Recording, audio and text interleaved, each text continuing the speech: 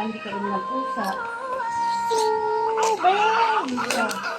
Okay, malapit. Ano ito magagalit ang papa mo? Okay, malapit na tayong matapos. Nakikita mo ba yung takip sa likod?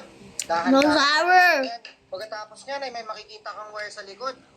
Pero huwag mong bubunutin yan ha. Pag nabunot mo na, ituturo ko na lang sa part 2. Abangan ang ating video next week. Subscribe! Okay, Hindi malapit ka na. nag-bless kay Ninong. Si Ninong yung nasakyan natin. Ninong mo yun. Isang call. I